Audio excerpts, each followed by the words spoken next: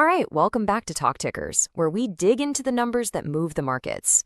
Today, we're tackling Twilio's Q4 2025 results, and this one's a bit of a head scratcher. On the surface, the numbers looked fantastic, absolutely solid, but the market's reaction, well, that told a whole different story. Let's get into it. And yeah, that's the big question, isn't it? This is the central puzzle we're trying to solve. Twilio delivered what's called a beat and raise. I mean, that's usually the textbook recipe for a stock to take off. But this time, the stock barely moved after hours. So what gives? What are the big investors seeing that maybe isn't obvious from the headlines? Okay, so first, let's just establish how good this beat actually was. On the bottom line, their non-GAAP earnings per share came in at $1.33. Now, Wall Street was only looking for about $1.23, so that's a clean 10-cent beat right there. A really clear win on the profitability side of things. And it wasn't just the bottom line either. The top line, the revenue, was also super strong. They pulled in $1.366 billion for the quarter. That blew past what everyone was expecting by nearly $50 million. So you see, real strength on both ends. So this table really puts it all into perspective. This wasn't some narrow beat where they just squeaked by. It was comprehensive. You've got revenue way up, EPS way up, and then, look at this, a whopping $256 million in free cash flow. I mean, by any measure, this was just a stellar quarter of execution for them. It capped off what management called one of the best years in company history. So, if the numbers are so solid, what's the story management is trying to tell? Well, it all boils down to two letters: AI. They are positioning Twilio for the age of artificial intelligence. And this quote right here from CEO Cosmoship Chandler, this was the absolute centerpiece of the earnings call. The big idea is this: Twilio wants you to stop thinking of them as just a company that sends texts and makes calls. No, they are pitching themselves as the plumbing for the entire AI revolution, the essential foundational layer that every company is going to need to build those AI-powered customer experiences we're all hearing about. And look, it's not just talk. They're backing up this story with some pretty impressive numbers. Their whole sales machine, what they call their go-to-market engine, is really accelerating. Self-serve revenue is up 28%. Revenue from software vendors, or ISVs, jumped 26%. And here's the kicker. Those really big $500,000 plus deals, they grew by a massive 36% year over year.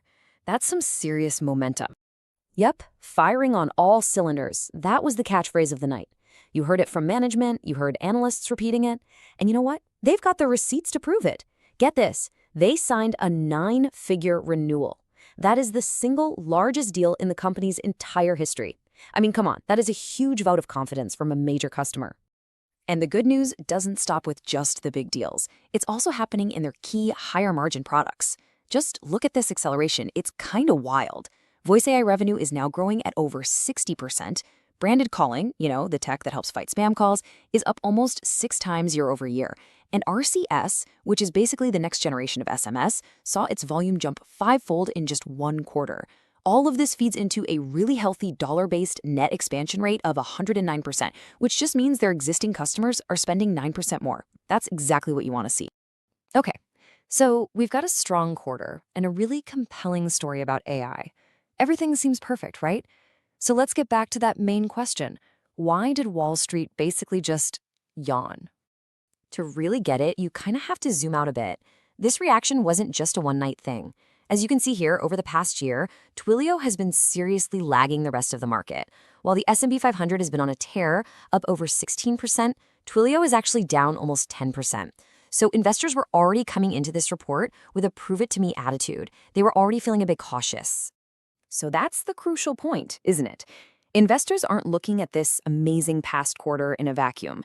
They are always looking ahead. A clean beat is great, but the market is always asking, okay, but what's next? And here are the 2 big reasons for that caution, both buried in the forward-looking guidance. First, their growth forecast for the full year 2026 is 8 to 9%. Now, that's not terrible, but they just delivered 13% growth for 2025. That's a noticeable slowdown. And anytime a growth company starts slowing down, alarm bells start ringing for investors. Second, there's this expected pressure on their gross margins from these carrier pass-through fees, which they think will be a headwind of about 1.7 percentage points. So let's quickly break down what these fees actually are. Basically, US phone carriers are charging more for business-to-consumer text messages. Twilio just passes these fees directly onto their customers at cost. So while it makes their gross margin percentage look a little worse on paper, management was absolutely banging the table on this point. It has zero impact on the actual profit dollars or the cash flow the business generates. It's an optics issue, not a cash issue. Okay, so let's put it all together. You've got strong execution right now, but some, let's call them cloudy skies on the horizon. How do we view the stock from here? This brings us to the next call. We're initiating our rating on Twilio as market perform, and here's why. It really reflects a balance between two competing stories. On the one hand, the company is executing incredibly well right now. Their sales engine is humming, and that AI narrative is really starting to take hold. But on the other hand, that growth slowdown is real, and the margin optics, even if they don't affect cash, are still a headwind investors have to get comfortable with. Looking ahead to their next earnings report, our predictions are pretty much in line with the company's own guidance. We expect them to hit their targets for revenue and EPS. But the key call-out here is our view on the stock price. We believe the stock is going to remain largely range-bound for a while.